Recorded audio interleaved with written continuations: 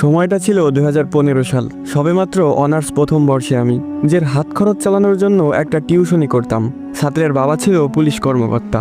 হঠাৎই তার ট্রান্সফার হয়ে যায় অন্য কোথাও, তাই তারা চলে যায় আর আমার হাত খরচের একমাত্র মাধ্যমটাও হারিয়ে যায়। তখন আমি অনেক খুঁজেও একটা টিউশনি জোগাড় করতে পারলাম না। তারপর একদিন রাতে আমার বন্ধু আবির কল করে বলল একটা টিউশনি আছে, ক্লাস 9-এর একটা মেয়েকে পড়াতে হবে। মেয়ের বাবা ইতালি থাকে, তাই বেতন নিয়ে কোনো চিন্তা নেই, বাড়িয়েই দিবে।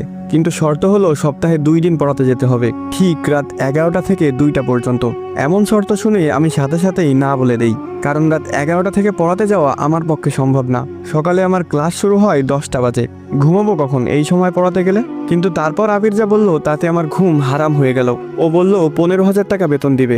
এবার ভেবে দেখ, তখন আমার কাছে 15,000 টাকা 15 লক্ষ টাকার সমান। আমি খুশিতে গদগদ করে হ্যাঁ বলে দিলাম।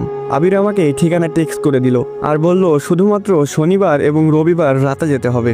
আমার কাছে বিষয়টা কেমন জানি অদ্ভুত লাগলো, কিন্তু টাকার নেশায় কিছুই মাথায় নিলাম না।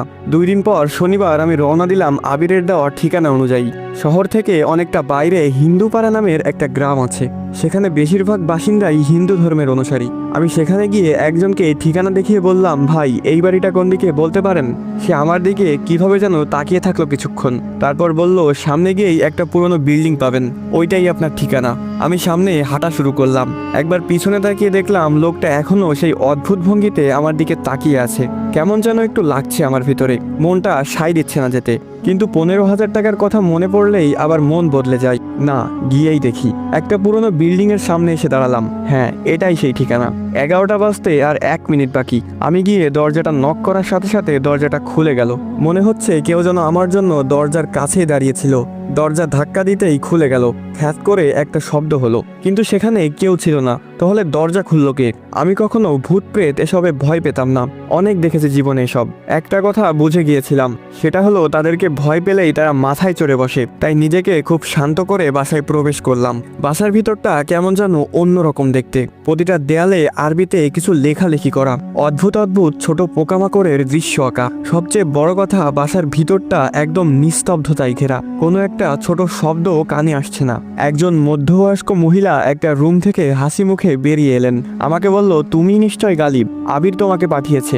আমিও একগাল হেসে দিয়ে বললাম, জি আন্টি। তারপর আন্টি একটা রুম দেখিয়ে দিয়ে বলল, ওই রুমে যাও, রিশফা ওখানেই আছে। দেখো বাবা, ভালো মতো পড়াতে হবে, ও অনেক ফাঁকিবাজ।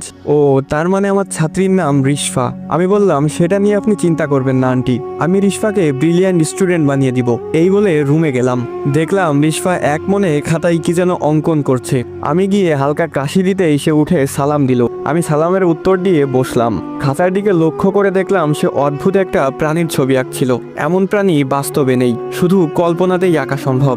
এরপর আমি তাকে উদ্দেশ্য করে বললাম, আজ থেকে আমি তোমাকে পড়াবো, মন দিয়ে পড়াশোনা করতে হবে। সে কথা ঘুরিয়ে বলল, স্যার আপনার প্রিয় খাবার কি? আমি একটু অবাক হলাম, তবুও নিজেকে সামলে নিয়ে বললাম, আমার প্রিয় খাবার বিরিয়ানি। আমি জিজ্ঞেস না করলেও সে অদ্ভুত একটা হাসি দিয়ে বলল, বিরিয়ানি কোনো খাবার হলো?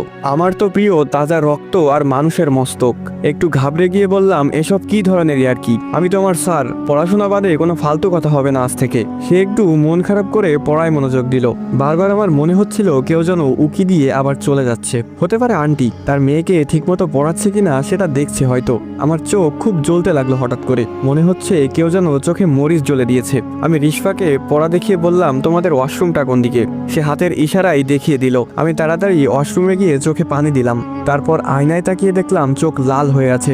ভালোভাবে চোখে মুখে পানি দিলাম, এখন একটু ভালো লাগছে। ওয়াশরুম থেকে বের হতে যাব, হঠাৎ খেয়াল করলাম আমি তো চলে যাচ্ছি, কিন্তু আয়নার ভিতরে আমার প্রতিবিম্বটা এখনো ঠায় দাঁড়িয়ে। আমি চোখ ডলা দিয়ে আবার তাকালাম আয়নার দিকে। এবার সেখানে কেউ নেই, এমনকি আমার প্রতিবিম্বটাও সেখানে নেই। এটা কেমন আয়না? যেহেতু আমি এসবে ভয় পাই না খুব একটা, তাই ভাবলাম এখানে কেউ তো আছে যে আমাকে ভয় দেখানোর চেষ্টা করছে। তাই আমি আস্তে আস্তে করে বললাম, এই ছোট্ট ওয়াশরুমে কি ভয় দেখাতে চাস আমাকে?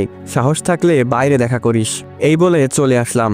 রিশফা বলল, স্যার তাকে দেখেছেন? আমি হকচকিয়ে উঠলাম, মানে কাকে দেখব? রিশফা কিছু না বলে তার আঁকা সেই প্রাণীটার দিকে তাকালো। কেমন যেন অদ্ভুত লাগছে তার আচরণ। সেই দিনের মতো পড়ানো শেষ করে বের হলাম বাসা থেকে। বাসার ভেতরের তাপমাত্রা আর বাইরের তাপমাত্রার অনেক পার্থক্য। বাসার ভেতরটা যেন অন্য একটা জগৎ। রাত তখন 2টা। আমি হিন্দু পাড়ার চিকন গলি দিয়ে হাঁটছি। তখন কোনো গাড়ি পাবো না জানি, তাই হেঁটেই যেতে হবে। হঠাৎ দেখলাম একটা গাছের নিচে কেউ একজন দাঁড়িয়ে আছে। তার মুখটা তো বোঝা যাচ্ছে না, কিন্তু দেহটা বিশাল আকৃতির, যেমনটা রেসলারদের হয়।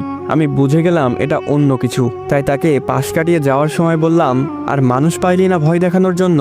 ওপাশ থেকে আওয়াজ এলো, তোকে তো ওয়াশরুমে মেরে ফেলতাম, কিন্তু তুই সাহসের কথা বলছস, তাই এখানে তোর জন্য অপেক্ষা করছিলাম, আমার সাহস দেখানোর জন্য। আসসালামু আলাইকুম গাইস, কেমন আছেন সবাই? আশা করি সকলে খুবই ভালো আছেন। তো এখানে শেষ হয়ে যায় রিশফা গল্প পার্ট 1। যারা পার্ট 2 দেখতে চান তারা আমার ইউটিউব চ্যানেলে গিয়ে দেখে আসতে পারেন। সেখানে পার্ট 1 এবং পার্ট 2 একসাথে আপলোড করা হয়েছে। আমার ইউটিউব চ্যানেলের লিংক আমার টিকটক আইডির বায়োতে দেওয়া আছে, সেখান থেকে গিয়ে দেখে আসতে পারেন।